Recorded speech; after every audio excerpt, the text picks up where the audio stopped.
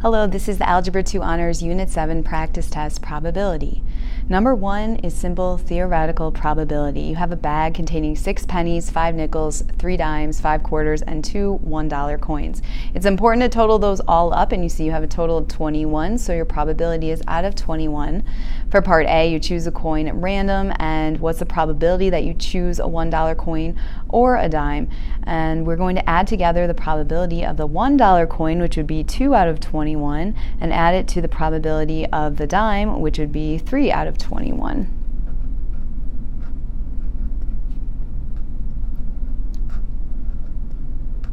Same denominator makes it very easy, and this is just 5 out of 21, which is a perfectly fine answer, or you can also find the percentage. For part B, you choose a coin at random, replace it, and choose a second coin at random. What's the probability that you first choose a nickel and then choose a penny? In this case, we're going to multiply the probability of A and B is the probability of A times the probability of B. So the probability of getting a nickel is 5 out of 21. And the probability of getting a penny is 6 out of 21. Remember, when you multiply fractions, just multiply across. The numerators get multiplied and the denominators. So in that case, you'll get 30 out of 441. You can simplify this fraction, and it's 10 out of 147. Or you can write it as a percent, so about 6.8% chance.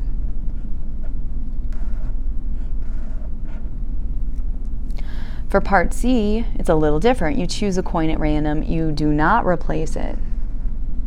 Then you choose a second coin. What's the probability that you choose a quarter followed by another quarter? Well, there are 5 quarters to start, so the first time around is 5 out of 21. This is an and situation, even though it doesn't say the word and in there. But when you're taking one out, these are dependent events, so I have this written over here. We're assuming that the first time you're getting a quarter. So that means you took out a quarter. So now there's only 4 quarters left. And since you took out from the total, now there's only 20 coins left as well. Again, multiply across, so 5 times 4 is 20. And 21 times 20 is 420. Simplify it down to 1 out of 21, or just a decimal is fine, and that's 4.76%.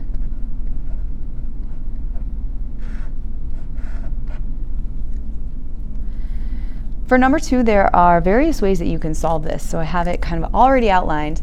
There are 63 cars in a used car lot, 60 of which have air conditioning or are silver, so very important to note the or. There are 18 silver cars and 57 with air conditioning. What's the probability that a car selected at random from the lot is silver and has air conditioning? So you can use any method, your own logical method, the formula we learned, a Venn diagram, or a two-way table, but you must show some sort of work. So what a lot of people are thinking is just their own reasoning, and that would be if there's 18 that are silver and 57 that have air conditioning, that adds up to 75, but that's too many because they're really saying 60 would have air conditioning or be silver. And or means considering both of these two groups together. So there has to be 15 that overlap. So 15 are the ones that have both, and that's what the question's asking when it says the word and. So the probability that they would have both is 15 out of 63. The formula for overlapping events can also be used. This is written as the probability of A or B equals the probability of A plus the probability of B, but you have to subtract out the overlap, which is the probability of A and B. If we read the wording carefully, the 60 is the or, so the 60 goes on the left side out of 63. Then the A by itself, that's the silver, 18 out of 63. The B by itself is 57 out of 63, that's the air conditioning. And we're really just looking for this unknown. This is what the question is asking for. So you would solve for this unknown, you can call it X, and you should get 15 out of 63. Another way students might consider this problem is by a two-way table. So up here, two-way table, you're going to think, well, there's 63 total in the lot. That goes right here. There are 18 total that have that are silver, and there are 57 total that have air conditioning. But again, we have to add up the 57 and the 18 and realize that there's this box that is overlapped that would be counted twice if you add up 57 and 18. So you have to subtract out from the total. So again, you do 75 minus 60. Oh, the 60, yeah, because this should be 60. These three right here should add to 60, but they really add to 75. So then you learn that 15 is the overlap, and that's the answer to the question, 15 out of 63. Lastly, you can think of it like a Venn diagram, and this entire circle for event A has 57 cars in it for air conditioning. Looks like I switched my event A compared to last time, but this one right here, this circle would be 57. This circle would be 18. You realize, oh, wait, those are supposed to add up to 60, but they don't. They add up to 75, so there must be 15 that overlap in the middle. So do that problem however you want to. Last problem, an airline estimates that 90% of its eastbound flights arrive on time and 72% of its westbound flights arrive on time. This morning, 42% of the airline schedule is westbound. And so if we choose a flight at random, what's the probability that it does not arrive on time? Setting up the tree diagram for this one is important to realize that you must do the east or west as your event A first. So just assuming they only have east or westbound flights, so there's no north-south in there. So east or westbound. And we know that it says this morning 42% of the airline's schedule is westbound. So 42% or 0.42 goes right there. And the remainder out of 1 is 0.58, and that goes up here. These two are always complementary, adding to 100%. Next, 90% of eastbound arrive on time. So right here, eastbound, yes, is 0.9. Again, the complementary would be 0.1. These are dependent probabilities. They're assuming out of all the eastbound, 90% of those arrive on time. And then we have 72% of westbound arrive on time. So 0.72 right here and 0.28 do not arrive on time. The question's asking which one, what's the probability that a flight does not arrive on time? So we're looking at the branches that result in a no. And what we have to do is this really means and. This really means east and not on time, or west and not on time. So the and part means to multiply across. So when you multiply across here, it's 0.58 times 0.1, so that is 0.058.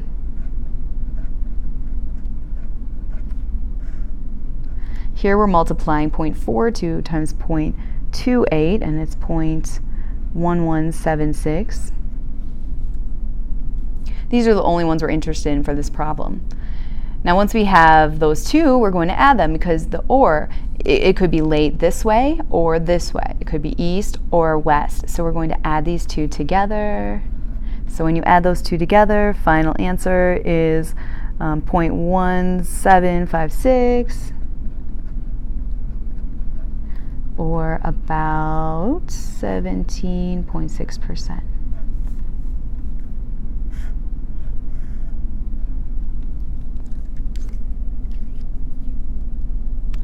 Let's take a look at the back side. On the back side, we have a game with 5 dice, and the favorable outcome is considering rolling the number 3, which doesn't really matter which number it is. It just means that has a chance of 1 out of 6 for that favorable outcome, and everything else has a chance of 5 out of 6. This is 5 dice, so this is equivalent to the binomial expansion of 1 6 plus 5 6 to the 5th power.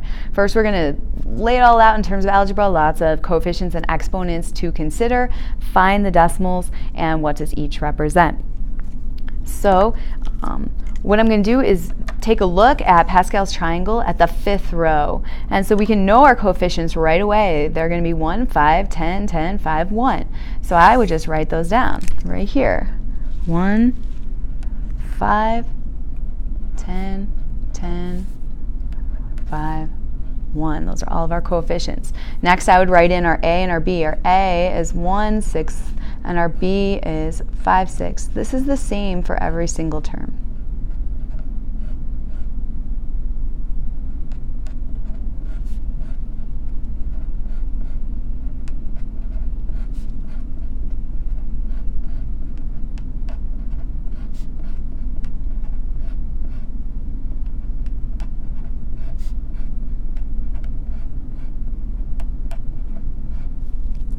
Next, we need to know that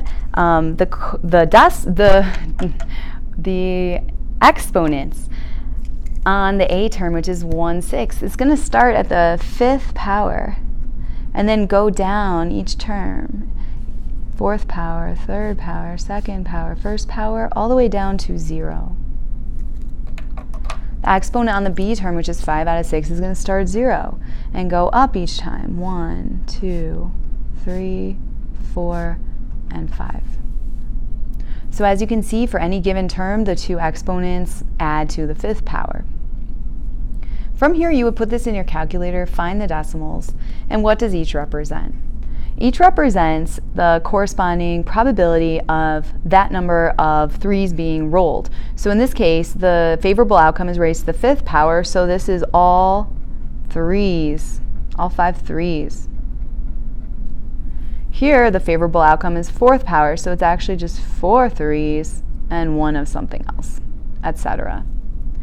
Again, 3rd power would be 3 3's, so just moving on down. What's the sum of all the decimals? Why does this make sense? All of them should add up to 1 because this is a probability distribution, so all of the possible outcomes add up to 100%. Going through 5 pretty quickly, it's very similar to number 4, but it has some statistics involved because 53% of kids under age 13 now own a cell phone. So instead of using a 1 out of 6, we're using 0.53 for the probability of our favorable outcome. And we're laying it out instead of left to right, we're laying it out vertically because it just takes up so much space.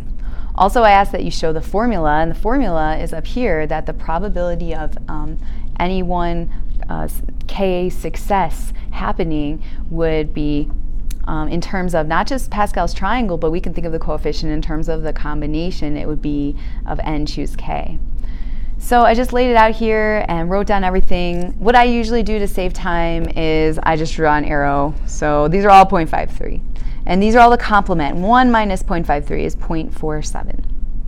Again, you can see the patterns going on with the exponent on the 0.53, but in this case, this is reversed compared to our last problem because the exponent starts at the 0 power because we're first talking about the 0 successes happening. So that is a little bit of a reversal from what we saw up here. However, the results end up being the same because those coefficients are symmetric. The coefficients are 1, 6, 15, 20, 15, 6, and 1. And so you can find those also from Pascal's triangle, and that would be row 6 right here because we're looking at 6 possible, it's actually 7 possible outcomes, but 6 kids you are interviewing for your survey. So I just put down the coefficients, but then I just put a dot, dot, dot, because the rest of it you just put in your calculator. Now you can put this all straight in your calculator. I'll just do one for an example. Say the third one, k equals 3. I'm going to put the coefficient is 20. So 20 times 0.53 to the 3rd power times 0.47 to the 3rd power, and I got 0.3091, etc. So you can put it all in your calculator in one line. Here are the answers to those decimals. If you do want to check your work, again, they all add up to 1, so that's a great way to make sure you did it right. What's the most likely outcome of your survey? It's the one that I just did, where k equals 3. That means 3 kids responded yes to the survey. What's the probability that at least 5 out of 6 kids surveyed own a cell phone? This is the same as probability of A or B happening, and we have to add the 2. So we're going to add the 5 and the 6, and in that case we get 14%. In the last one, We have a free throw percentage of Shaquille O'Neal, one of the worst free throw shooters in history. His percent is .527. And so if he went to the free throw line 10 times in a game, what's the chances that he makes exactly 6 out of 10 shots? In this case, you don't make the whole table. You're just jumping to the one K value that you're interested in, and that's K is 6 out of 10. Our N is 10, that's the number of total free throws. 6 is the number of successes, the K value. .527 is his percent of success, raised to the 6th power because we're looking for 6 of those successes. The complementary, or the probability of a failure, is .473, which I got from just 1 minus .527, raised to the power of 4 because out of 10 he would have to make 6 and miss 4. When you calculate that all out, it's 22.5%. For B, you have to add in the probability of 5. So 5 or 6 means, again, the or means to add. So I figured out the probability of 5, 0.242, added it to the probability from the last problem, and got 0.467, or about 46.7%. Also, you can make Pascal's triangle up to row n equals 10, or you can also use the calculator. So I'll just show you how I did part A right here. I put in the combination of 10, choose 6, and that's under the math key. You first have to put your n, your 10, in there. Then you go to the math key right here. At that time, you'll see that there's some probability on the right. Scroll to number 3 and CR, press enter, and then put in your K value, which was 6. You can press enter right there just to see that's the number of combinations of 10 things taken 6 at a time, 210. Then times 0.527 to the 6th power times 0.473 to the 4th power, and that's how I got that percent.